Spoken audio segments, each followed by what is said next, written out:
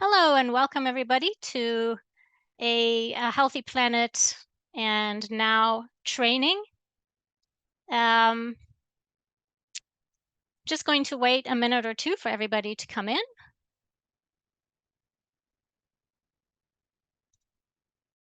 And then we're going to get going on today's topic, which is very exciting, supplements for plant-based living.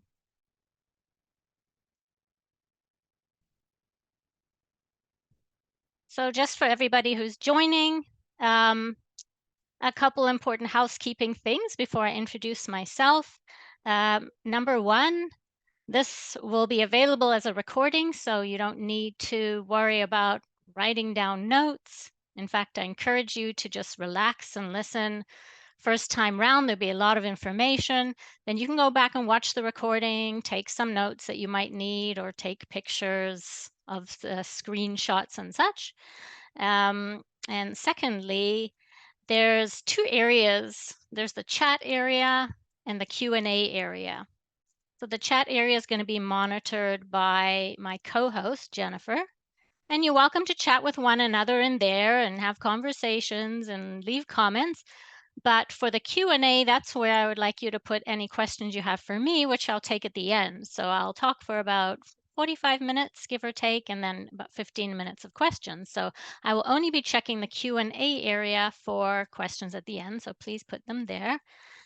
And then just thank you to Jennifer, who's co-hosting, in case I forget to say at the end. And I'm going to get going.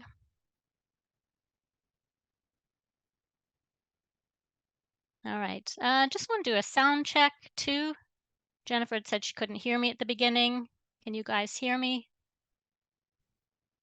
If any of you attendees could just put that in the chat. Thank you. Okay. Appreciate it.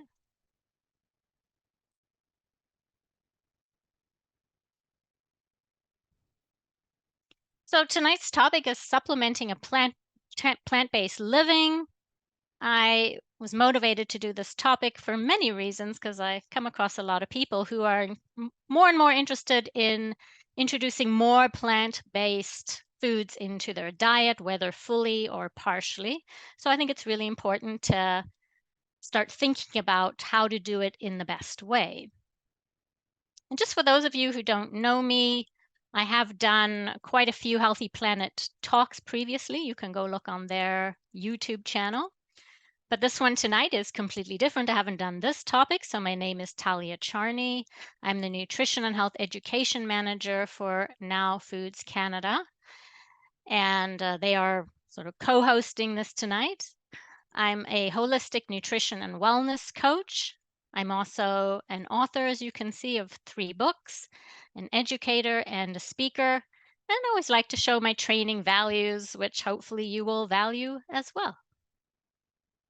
And just a quick introduction to Now, because they're a co-sponsor.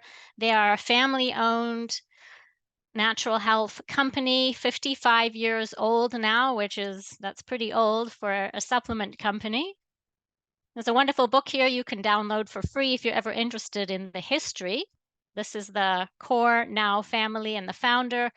And you can I said, yeah, download this book and read it in about an hour. It's a cool story. But all of their supplements and such, some of which I may be showing tonight, are produced in Guelph, Ontario. So they are Canadian. Just a disclaimer. This presentation, of course, is for informational purposes only, so I don't intend for anything that I say or present here or answers to your questions at the end to come across as the practice of medicine or any kind of healthcare practice. So that means any information written or stated here or materials linked or whatever I answer at the end is at the user's own risk. If you want to know, of course, suggested doses and uses for products, you can always check on the products. You can get additional information on the website at nowfoods.ca. And always best to run it by somebody, if you're making a change, who knows you well, that's qualified. So that could be, maybe you see a dietitian, medical doctor, naturopathic doctor, nutritionist. And this is just to remind us that's a fingerprint, that we are all as unique as our fingerprints. So what works for one person doesn't necessarily translate to another. And I'm providing hopefully really good general information tonight about plant-based diets and supplements that you may potentially need to think about and to present to someone who knows you well based on the fact that you're eating a plant-based diet. So a little bit about plant-based diets. For that means different things to different people. So there's two terms, vegan and vegetarian, that are sometimes confused. Vegan, and some of you may be, my brother is, which is why I'm also interested in this topic. Um, Someone who is vegan is eating no animal products and no animal byproducts. So nothing that comes from an animal, no honey, no milk, and of course, no meats and no the actual animal foods. So that can be quite a strict and more restrictive diet. Then there's vegetarian. If you're vegetarian, you don't eat animals themselves, but you may eat animal byproducts. So you might eat cheese or eggs that come from animals, but not the animals themselves. And then there are people who are neither of those, but maybe are still, you might eat meat, or you might eat animal products, but maybe you're transitioning to more plant-based diet. So you're reducing the amounts of animal foods you eat, and that's also a shift. And still, this may provide food for thought for you tonight as well. If anyone intends to ask me, the question which I might sometimes get is, is a plant-based diet healthier? Is a vegan diet healthier? Is a vegetarian diet healthier than a carnivorous diet? I wanted to say here that the evidence out there is very, very murky, and confusion is understandable. And that's because the vast majority of evidence we have over all diets is observational. That just means we're looking at people either in the past and how they've eaten, or we might be watching them from now into the future, but they're not intervention studies. We're not changing something and monitoring them. We're just watching them. So observational evidence is not very strong. And another issue is that there can be huge variations within the same dietary pattern. You can have two people who say they're vegan with drastically different diets, same with vegetarian. So it's hard to generalize just because someone is vegan about how they eat. Lastly, especially for those who are vegan, there's such a small population that it's hard to study. You don't get as many participants. And there are very few people who have been lifelong vegans, so that what are the lifelong outcomes to follow somebody. And if we want to explain, like, what are the potential advantages of eating more plant-based foods, that also can be hard to interpret, because we don't know, for example, maybe the diet is better because of the abundance of plant-based products that we're eating, all those fresh fruits and vegetables and colorful things. But it could also be because of the absence of certain animal products, because we're not eating certain things, or it could be both. So these are just some of the difficulties when it comes to nutritional science. It's very poor and still at its infancy and hard to study. Now, there are some interesting notes or interesting examples that are used of mostly plant-based diets. If you haven't heard of the blue zones, these are areas in the world where we have a high percentage of centenarians. These are people who live to 100 years old. And so they have been studied to figure out what is it that they're doing that gives them that longevity. And one of those things that are looked at, of course, is their diet. And we try to draw generalizations from that. In fact, there's a Netflix documentary called Live to 100. I haven't seen it yet, but some of the dietary habits are definitely what's common to all of these, whether it's Japan or Italy or parts of the US, Greece, etc., is a highly plant-based diet. Beans tend to be a cornerstone of these diets. While meat is eaten in some of these blue zones, It's a lot less than your typical, we'll call American or Canadian diet.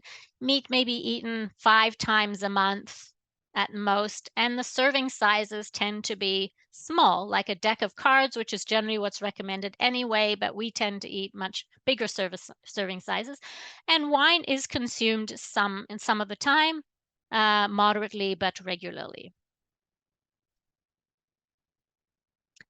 This is a really great book, which I have no monetary interest in, but Becoming Vegan.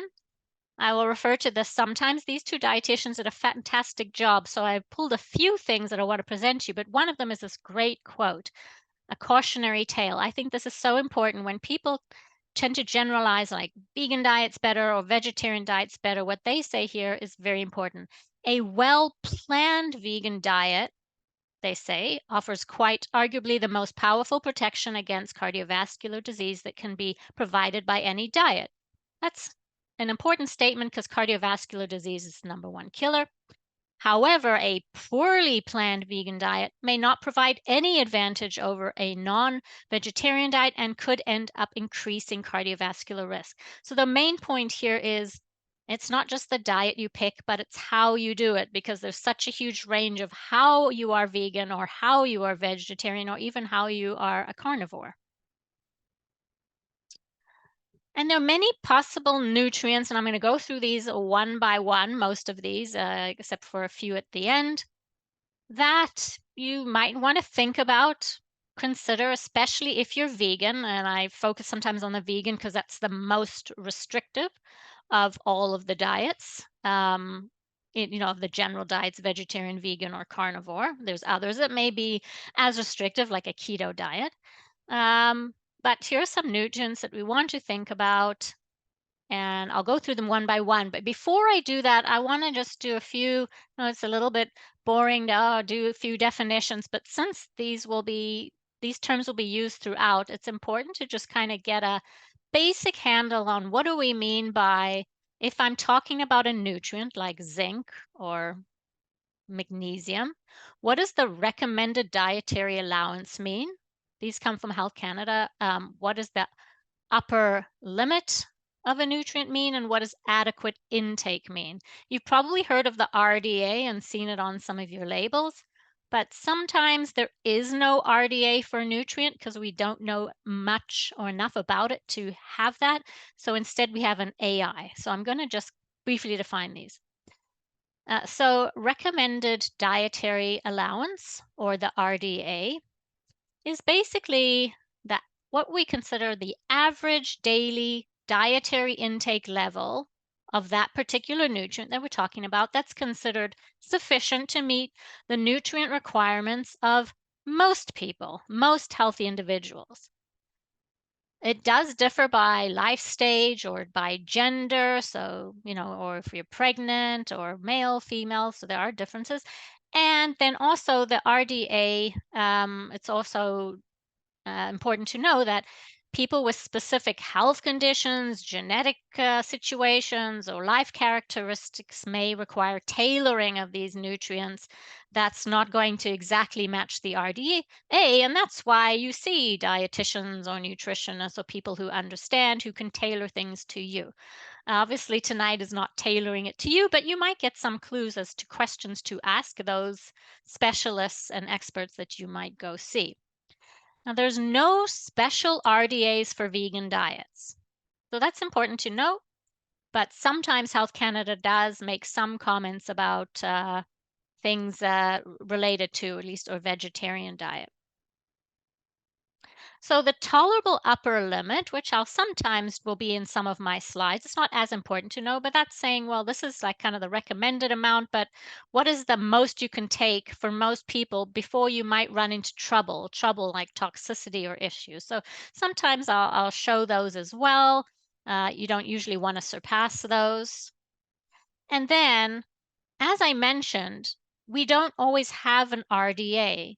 We don't always have enough evidence or knowledge about a nutrient to know what is the recommended dietary allowance that should be for a nutrient. And in that case, you'll see instead, Health Canada will say, what is an adequate intake? there's less evidence. It's based on, they'll come up with it based on observed or experimentally determined approximations or estimates of a nutrient intake by a group of what they consider apparently healthy. So what are kind of apparently healthy people consuming in that nutrient that seem to be doing okay on that? So we take it more with a grain of salt, of course. That's why I put this. It's like a bit of the rolling of the dice. All right. I'm going to sip some tea throughout this, keep my throat lubricated. It's not very good at enduring a long talk. Okay, so starting with zinc.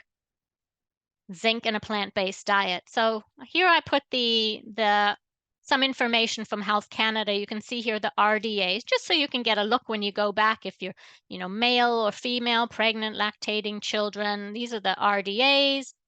The upper limits are here too. I'm not going to talk about them, but you know what they are. So the RDA for zinc, depending on male or female, somewhere between 8 and 11. But one important thing, and that's 8 to 11 milligrams a day that we need.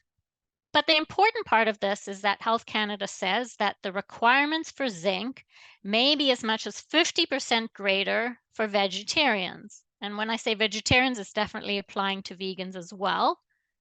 Particularly when your food staples are grains and legumes. And this is because zinc is less bioavailable in those foods. Bioavailable means it's harder to access those nutrients and to absorb them. So you need to get more of them in the first place in order to kind of, in the end of the day, get the same amount as someone who's getting that zinc from oysters or some sort of animal food. So you got to have more. About 50% more is the recommendation. So that comes out to about 12 milligrams for adults and 16 milligrams for that's for women or for men, approximately. Now, one tip I can give you is that, and this applies not only to zinc but to other minerals, that it seems certain processes that you can subject your food to can help liberate those minerals so they're more accessible, more bioavailable. And that includes fermentation. So an example is tempeh, which is a fermented source of tofu and very healthy. Leavening, soaking. So say you take the nuts you're eating and soak them overnight and then eat them the next day. That should liberate some of those minerals. And sprouting, as you see in little sprouts. There's just some examples of some healthy foods and how much zinc you might get in them that are all vegan, vegetarian slash. You can see that tofu is stands out as pretty decent and Azuki beans. You can always find this kind of stuff online as well. And I did want to mention that, of your nutrients in a day of, extensively all the vitamins and minerals based on what you're eating.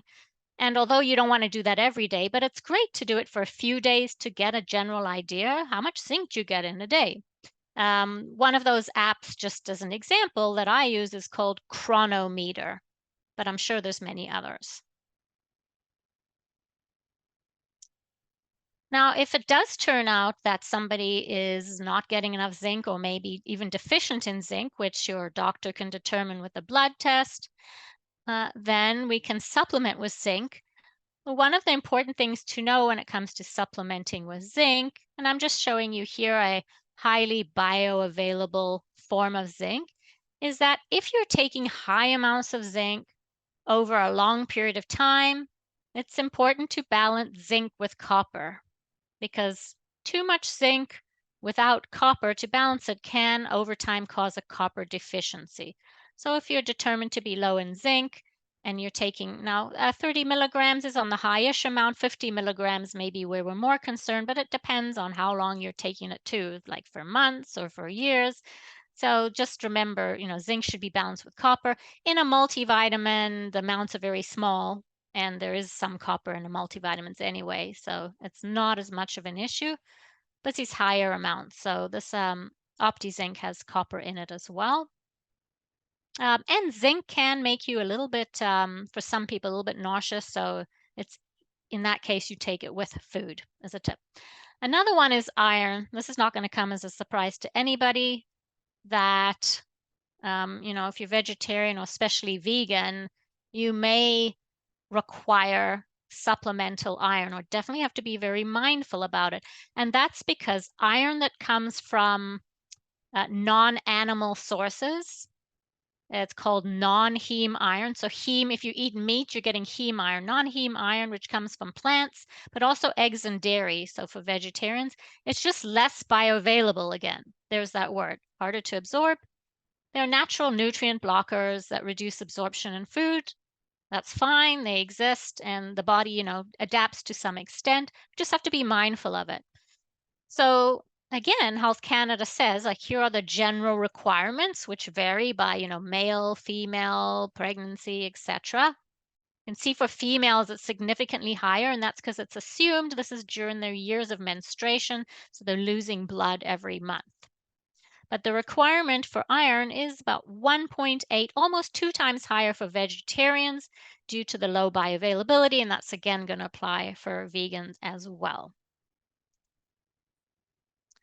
And there are different or many great iron sources in vegetarian foods, even if it's less bioavailable. You have to be mindful. I sometimes used to recommend to my clients if they like to use a sweetener, say you eat oatmeal, sweeten it with blackstrap molasses, which is a really good source of iron.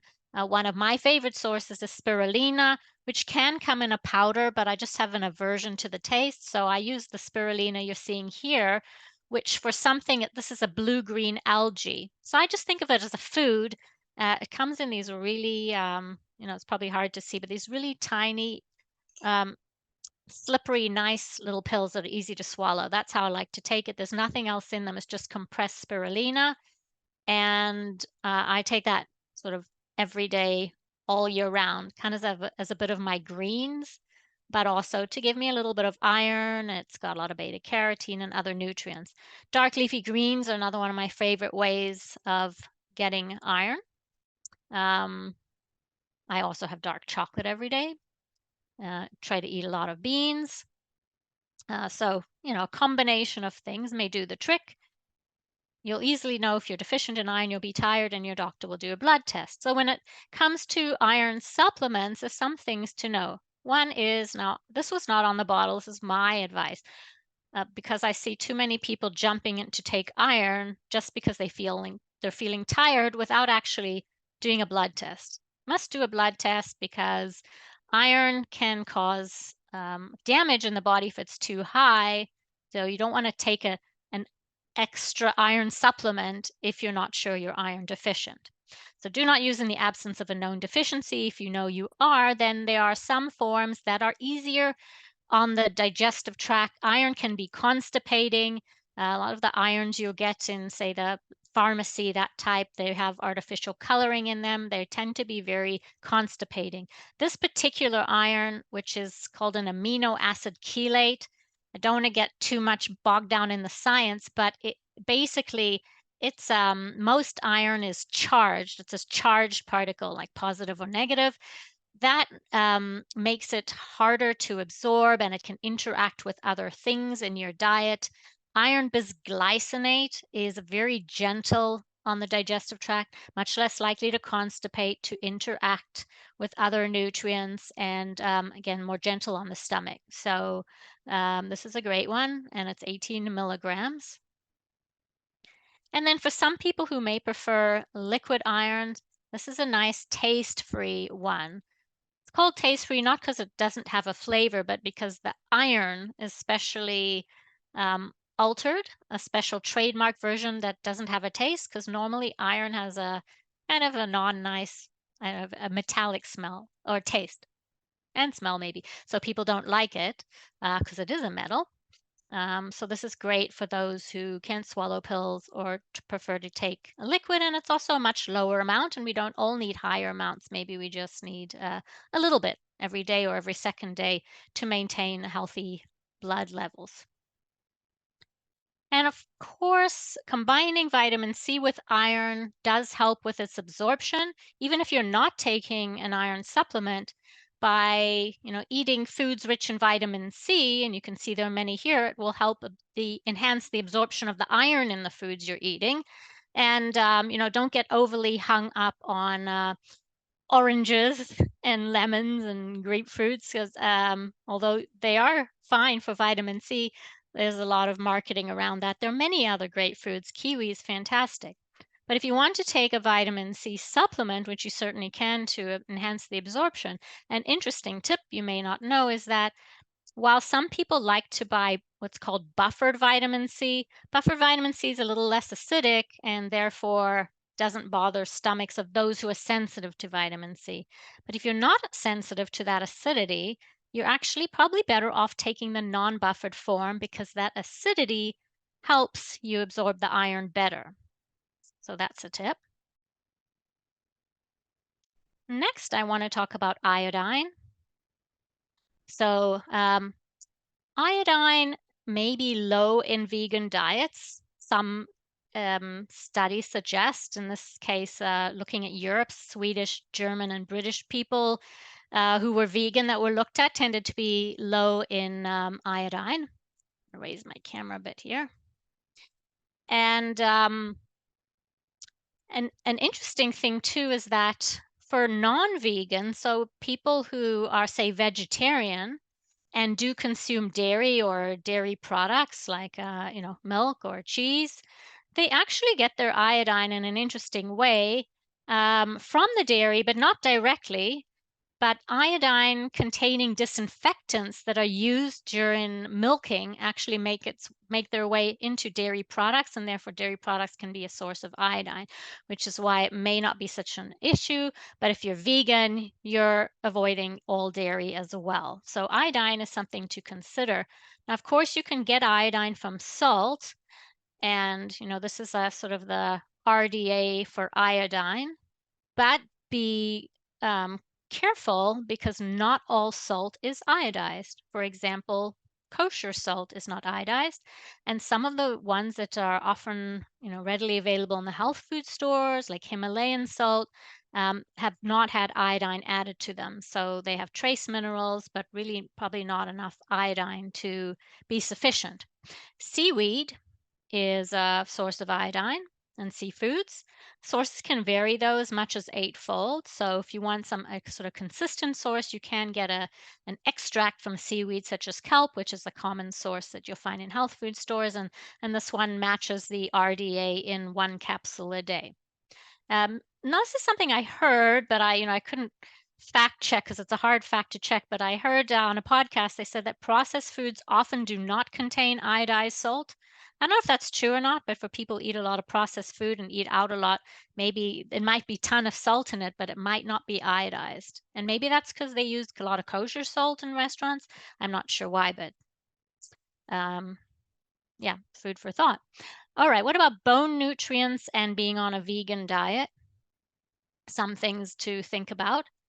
So here's the RDA for calcium. It's, 1,000 and a bit more, maybe 1,200 for women. These are, again, just general reference values for healthy people. And for those who are vegan, again, preliminary evidence I came across said the average calcium intake for someone who's vegan ranges between 500 and 940 milligrams a day. So it's quite a bit lower than that 1,200 that is the RDA. And there are mixed studies as to whether, what does that imply? So about half, 7 out of 14 studies found that for those who were vegan, their body mass index, the body mass is like sort of what they're measuring for your bones, was 10 to 20 times lower. Sorry, not body mass. Bone mass density is what I meant to say. 10 to 20 times lower in those who are vegan than those who were lacto-ovo-vegetarians or non-vegetarians. But 6 studies found little to no difference, so it's hard to know if you should be concerned or not. In this Oxford study called the EPIC Oxford study, there was a 30% increased fracture rate in vegans from the United Kingdom. However, 45% of them had calcium intakes below 525. So that's really low. So it's not a bad idea to, again, kind of check how much you're taking. Maybe you don't need 1,200 a day. Maybe, these things don't occur to everybody, but maybe very low levels, like in the 500s, that are less than half of what we need, could be a problem. There's much more to bone health than just calcium. Any naturopath would probably tell you that. There's vitamin D, there's protein, there's vitamin K2. Our bones are complex, and there's many things that, and even collagen, that determine the strength and the flexibility of your bones. So I don't want to overly focus on calcium, but it's something to think about. You can increase the absorption of calcium again by soaking nuts and seeds. You can reduce the loss of calcium by not excessively consuming salt, alcohol, or caffeine. So you don't have to be on a low salt diet, but it's just about excess here. And there are many food sources, and one of my favorite that often gets overlooked because we focus so much on dairy are dark leafy greens, which can be really great. I learned something, which is the more bitter the dark leafy green, the higher the calcium content generally. But bitter greens are not palatable to everyone. So my two tips are, number one is how I find it very palatable is you steam them for just 1 minute. Now I have an instant pot. I don't even actually set it to 1 minute. I set it to 0, and then, it just sort of stops quite quickly, but that's enough. That softens it and sweetens it. And then I toss those greens into a little sesame oil with some salt, and they're quite tasty. But if you want to have dark leafy greens in a salad, the way to make them taste better is to add olive oil to them before you add all the other stuff, and literally massage them with your hands, those leaves. That's going to soften them and make them also more palatable. If you're looking for a supplement for calcium, there's many different kinds. This is an interesting one that offers something a little bit different by the way of bioavailability. So Aquaman it's a trademark calcium, and it comes from this very unique calcified seaweed off the coast of Iceland. And it has this unique, as you can see, porous honeycomb-like structure that enhances its absorption, and it also naturally contains 72 trace minerals. So that's I always like to have a naturally occurring anything. Vitamin D is also important for the bones. In Canada, I would say that most of my clients in the past, just about always, are low in vitamin D, even sometimes when they're supplementing low amounts. It is difficult in Canada, particularly in the winter. The best way to know if you're deficient is a blood test. I highly encourage that. You can get some vitamin D from foods, but it's not easy and it's very variable. So you can get from mushrooms some, but it varies dramatically. You can see here, this mushroom may have only 4 IU of vitamin D. Now I take, and this is not a recommendation to you, but I personally take 4,000 IU of vitamin D most of the year because that's what I need to maintain normal levels, and this is just 4.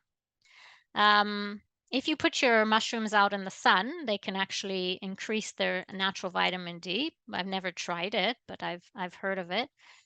And for anyone who, I guess, eats fish on a very regular basis, whether it's like sardines, or if you have cod liver oil, you certainly can get some, but it's unusual to eat like that. And there's some vitamin D in fortified foods as well.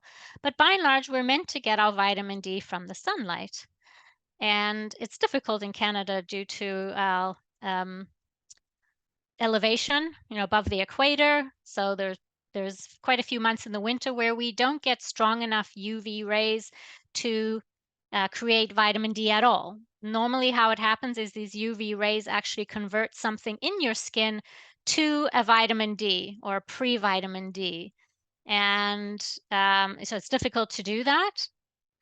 So many people will supplement, and I certainly do myself. And there's different kinds of supplements, but for those who are vegan, typically you're taking a vitamin D2, and you'll see vitamin D3. There is one vegan source of vitamin D3, quite a bit more expensive, but vitamin D2 is more typical, and it comes from mushrooms. Vitamin D3, the most common one, comes from sheep, from a lanolin that comes from the wool. So depending on your own standards and such, that may or may not be acceptable to you if you're vegan. All right, next, selenium. So selenium also tends to be lower in the vegan diet, and it's very important for our immune system. These are the RDAs for selenium, somewhere around 55, 60. I get my selenium from Brazil nuts. These are one of the very few times where a food can compete with a supplement in terms of dose, because Brazil nuts are so high in selenium that you actually have to be careful. You can't consume handfuls of Brazil nuts every day like you might peanuts or something else, because you could actually have selenium toxicity. So, just a few a day, 2 or 3 is probably going to put you in a good place, getting plenty of selenium, and you don't have to worry about it. Vitamin B12, this is the most important one for anyone who's vegan to pay attention to. But if you are, you probably already know this. So if you're vegan, my belief is, and of course this is not medical advice, but I'm telling you, if you ask any medical expert, they'll say if you're vegan, you need to supplement with vitamin B12 at some point.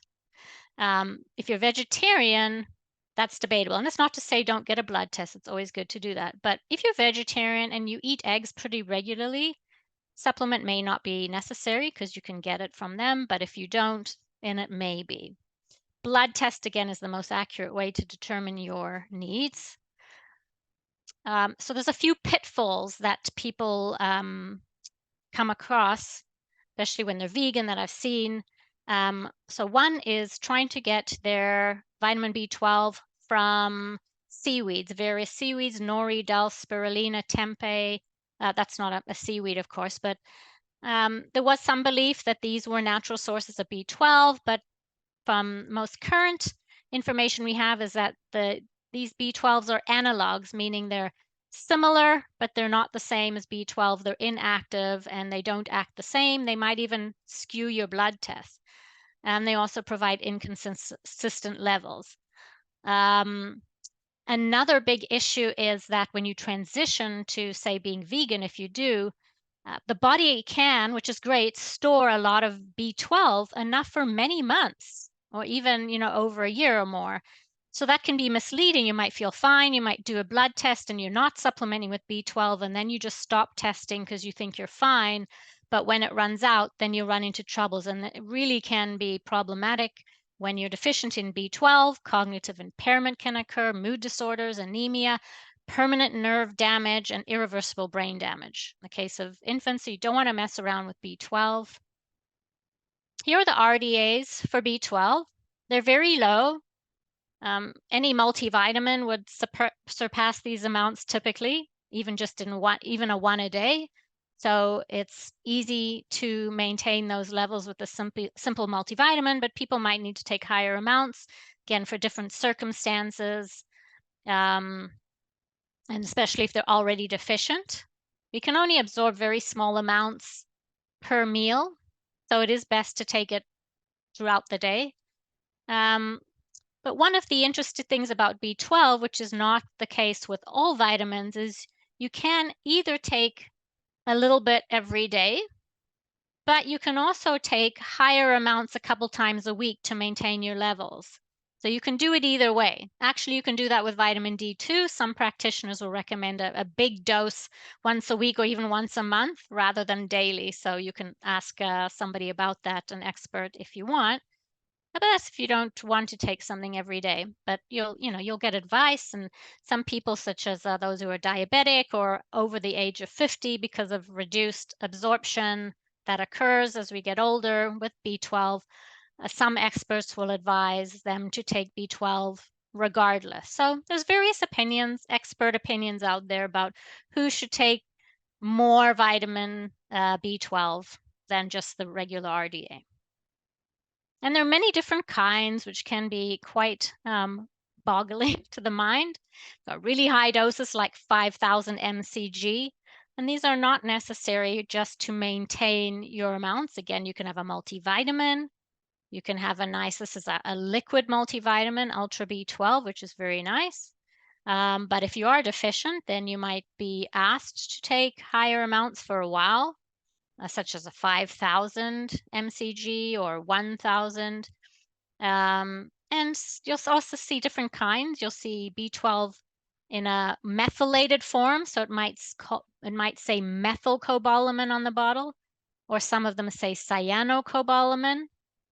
For the most part, unless someone specifically, an expert, says you need to take a methylcobalamin form or they recommend a methylcobalamin, cyanocobalamin is the least expensive form and is perfectly fine and has been very well studied just to help maintain normal B12 levels or even get them up from a deficiency.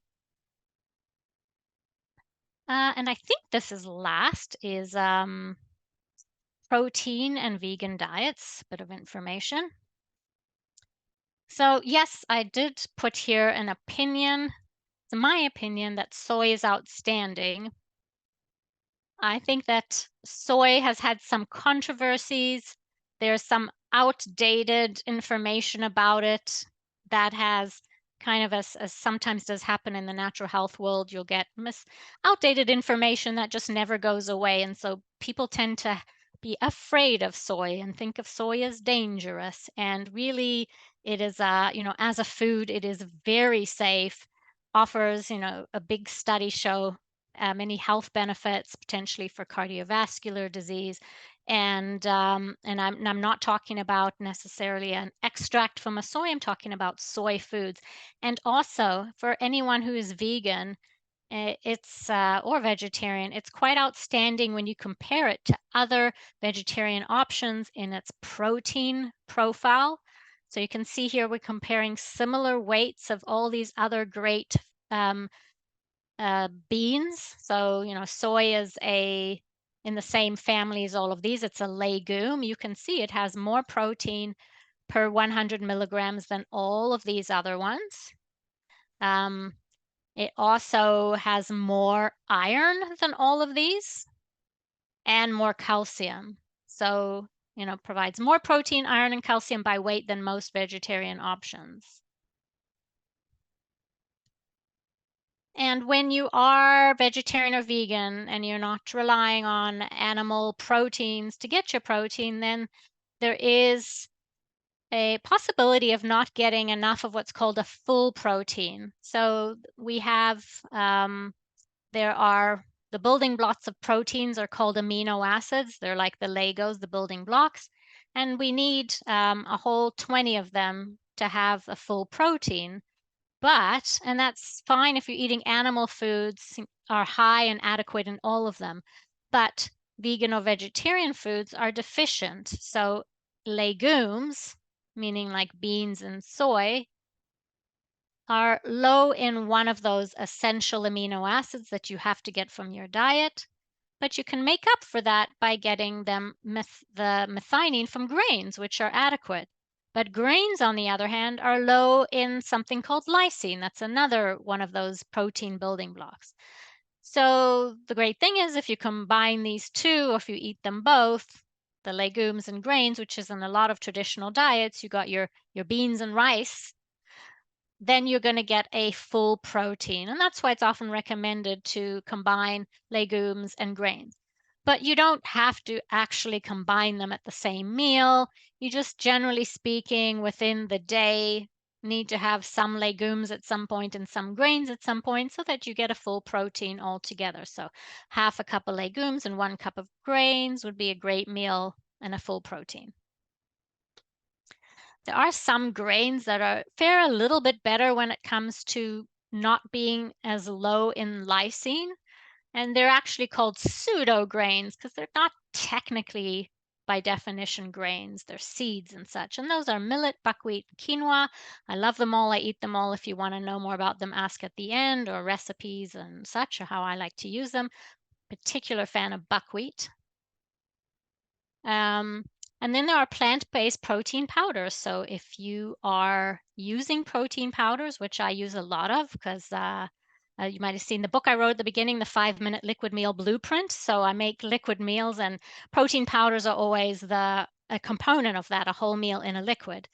And there's many different options. Soy is a great one. Again, put aside all the fear mongering. Soy is great, fine for men or for women, in the context of a balanced diet. And it is a legume. So if you have soy as a protein powder and you're eating some grains during the day as well, you get the balanced there. Pea protein, a lot of people like that, is also a legume. And then we have a plant protein complex here of pea, quinoa, and hemp. So you can get a fairly balanced here because we have the legumes and the grain together, and then we have hemp.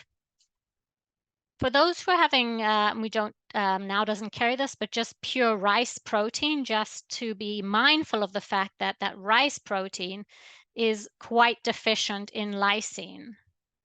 Compare it to whey here. Whey has 102 and rice. So again, it's okay to have rice protein, but make sure then you're eating legumes during the day so you're getting a balanced protein if that's not already in your protein powder.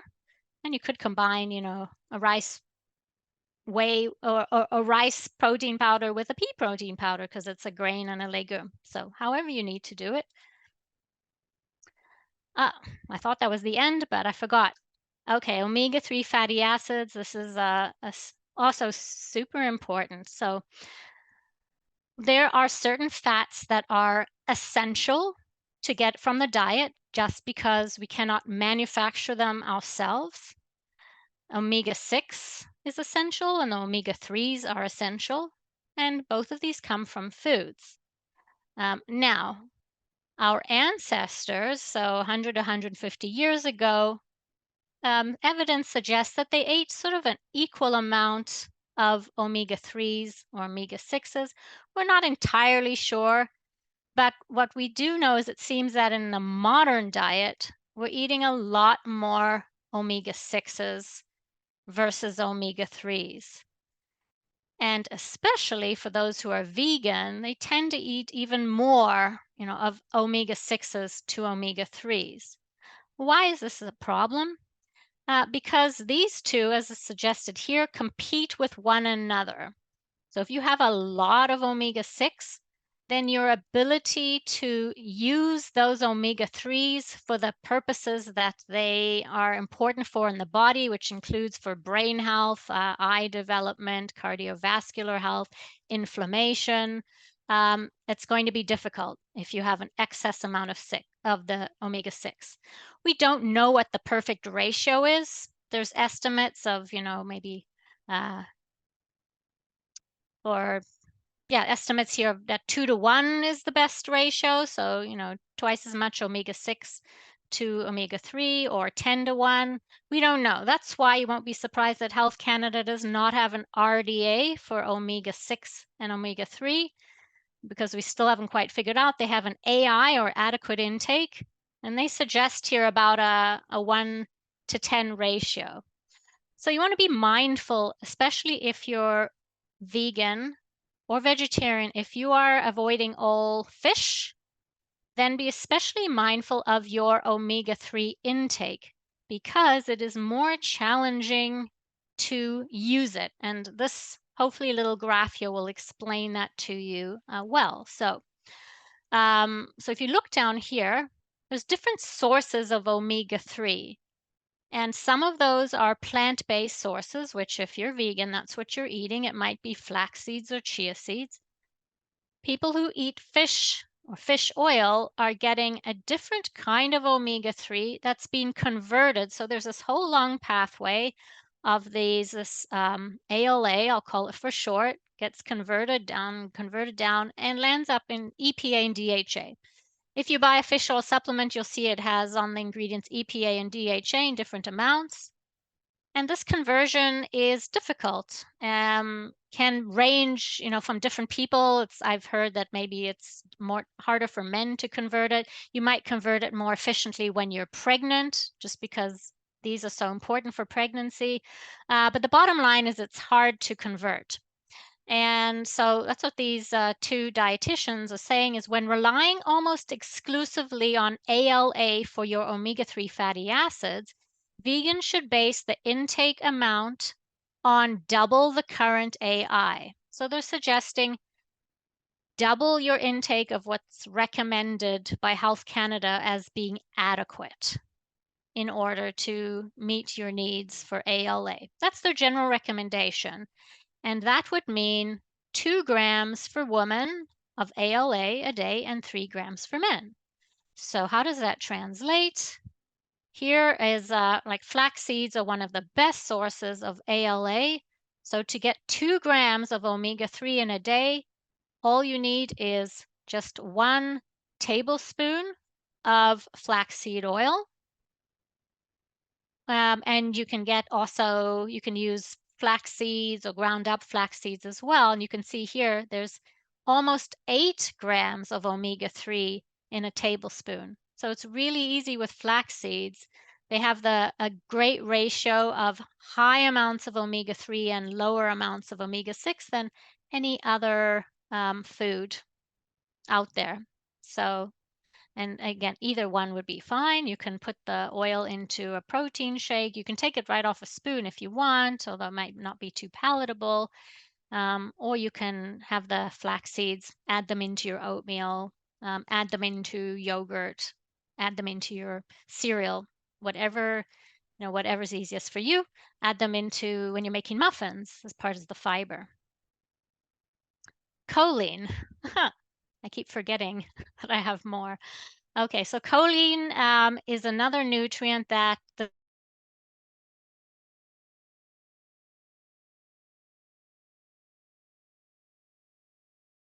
maybe, really missing out on choline in their diet, and this could be really problematic.